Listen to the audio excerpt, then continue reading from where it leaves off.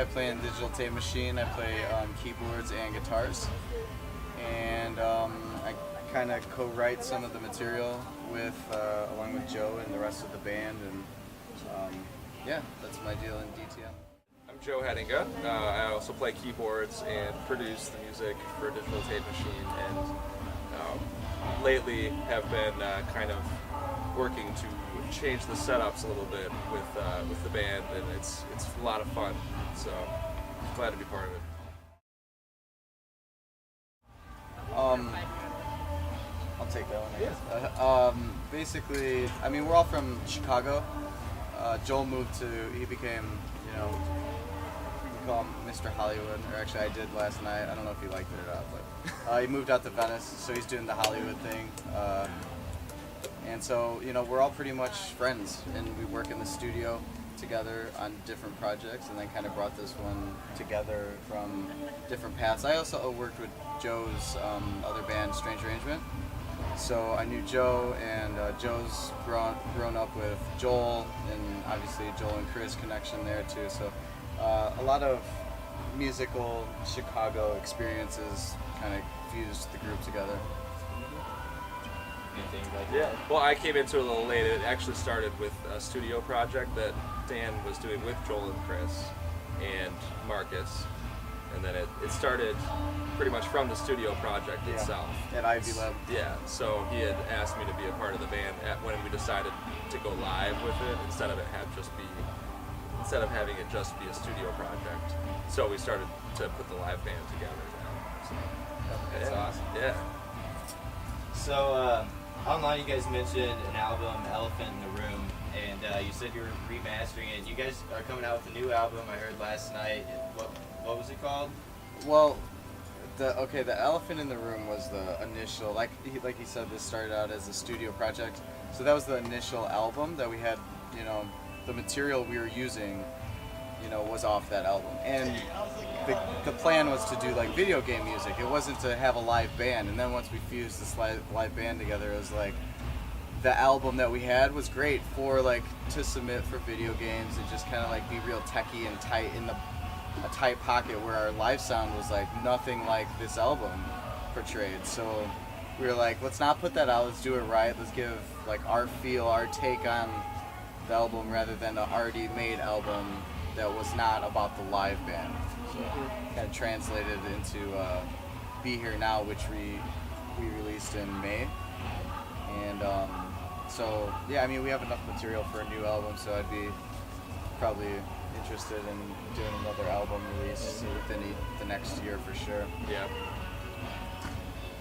Humphreys McGee, they kind of blaze a new trail with like the way they give fans their music, and like it's set list posted, you know, the all things Humphreys. Is there any chance you guys are going to do that with like your future shows and stuff like that? Well, I think that right now we're just developing a lot of new material, and because we are a new band and everyone is a part of other bands doing so much other stuff with music, somewhat the writing process takes a little while, you know, developing new material. So right now, like you said, we have enough for another album.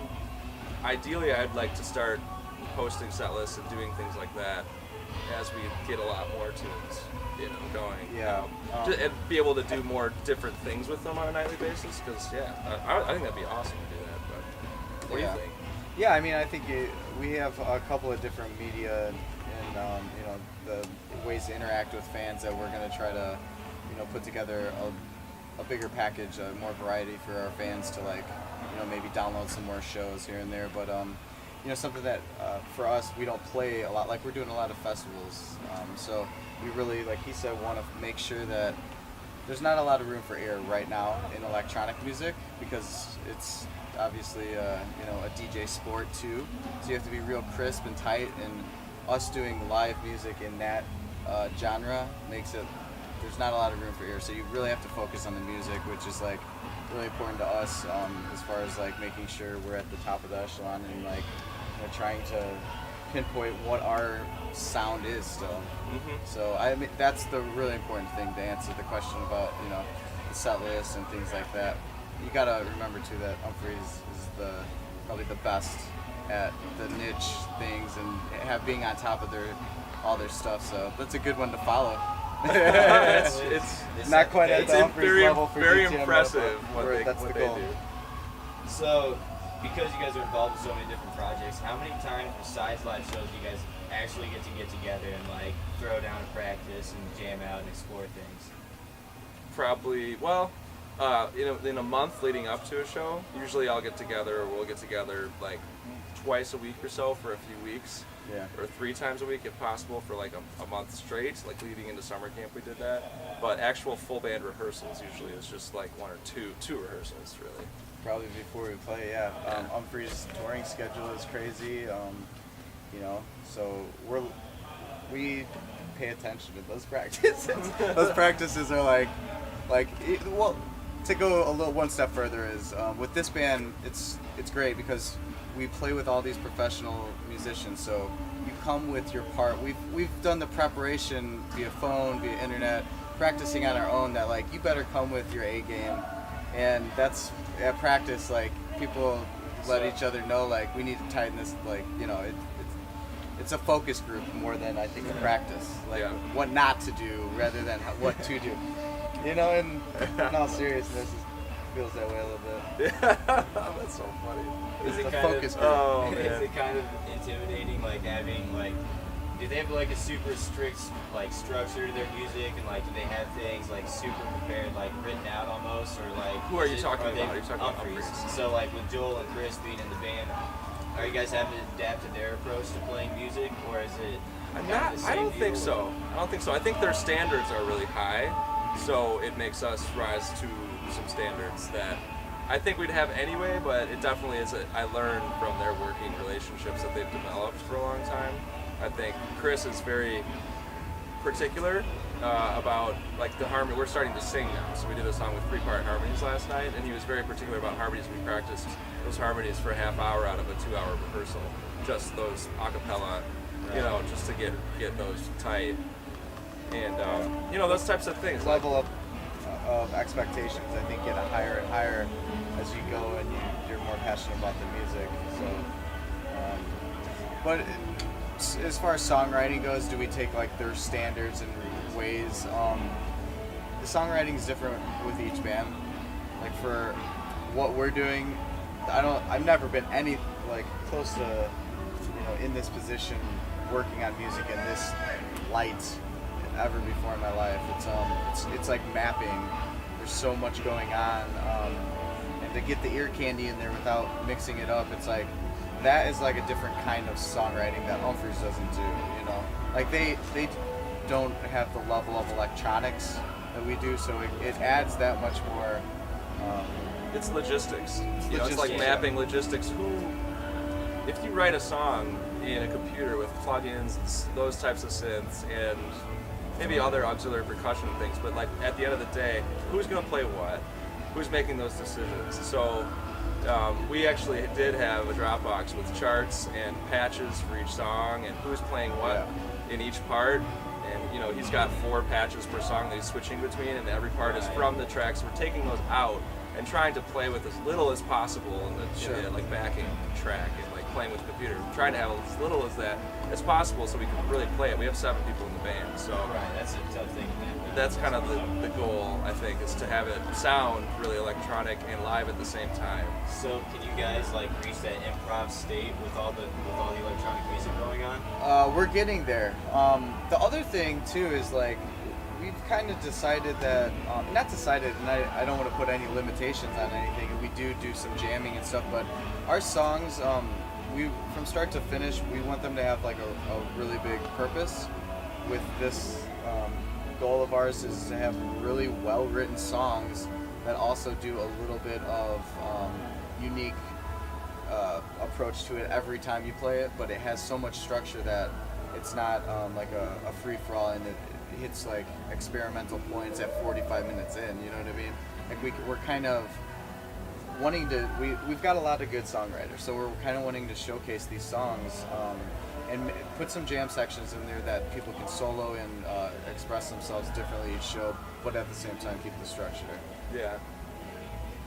I think that also just writing more pop-oriented hooks too is something that's a goal of all of ours. Writing songs that do have words, but maybe not verse, chorus, but some sort of structure with the words and the instrumentals together. So I think right now it's in flux with that. So that's exciting to go that direction with it. And also, one thing to add, because I don't know if you knew this, but Chris is now starting to play an electronic drum set. I've seen him add some stuff to the set, and like in Last the video, night was the first time. The video you guys have on your website, you get some drum pads and a couple of knickknacks hooked up to it. Is he going like? Last night was the first experiment. He had acoustic toms last night. Acoustic toms, but electronic kick drum and electronic snare drum, and each kick and snare have 2 samples per. So every song has its own kit that we had custom, samples for each song. So he was playing electronic kick and snares last night, and then the SPDX pad also has samples for each song as well. So he's switching kits for every tune and more relying on technology. So it's a whole another dimension, but I do think it tightens things up a lot. Yeah, I mean, what we do is we take like progressive instruments, like heavy guitar, and we put it to electronic music. So taking out the acoustic, half of the drums, kick and some snares and stuff like that. All it does is now balances a little better, because we were having a lot of organic instruments, which is great. Right. But we're now picking the right ones to make organic, as opposed to.